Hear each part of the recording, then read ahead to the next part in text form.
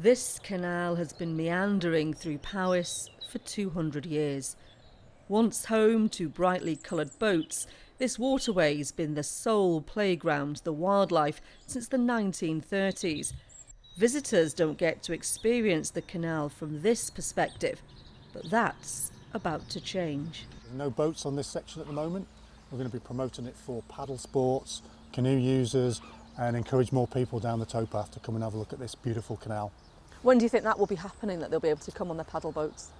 From the spring, it'll be open. The dredging will be finished by then, when the wildlife starts to come back onto the site.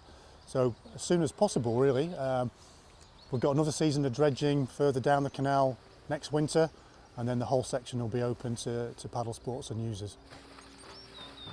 Breathing new life into this stretch around Llanymynech is costing £14 million, with money coming from the UK government. At the moment, heavy machinery lives alongside this historic waterway, but there's a lot of work to do. So we've got these dredgers that remove the silt, but also some works to the banks as well. We're doing some soft bank repairs to stabilise this and create habitat for likes of water voles, etc. And we've got a lot of emergent tree growth that's coming over the canal, so we're pruning that back where we can. Why is it so important to dredge? Left alone, it's like your pond will silt up over time, where you can't see the fish, you can't see the aquatic plants. So what we're doing is every now and again, it's like coppicing a forest, just regrading it, taking out the silt, so then the pioneering species can regrow, and obviously boats will be able to navigate in due course sometime in the future. But of course there are some people that are against dredging. There are, and we do talk to them.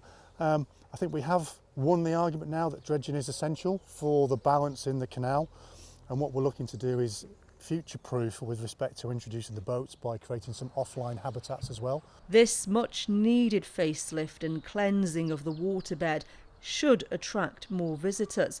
Boats could be in the water within a decade, but it's not all plain sailing. As lovely as canals like these are, their future could be in serious jeopardy, and that's because the UK government has announced a £300 million funding cut, meaning that from 2027 grants will become shorter and canals like these won't be able to be kept as clean and tidy. We're campaigning at the moment to keep canals alive, making sure that local people, local communities come out and shout about the need and the value of their canals. It's hoped the hard work pays off and this canal will be awash with new visitors, future-proofing it for generations to come. Joanne Gallacher, ITV News, Powys.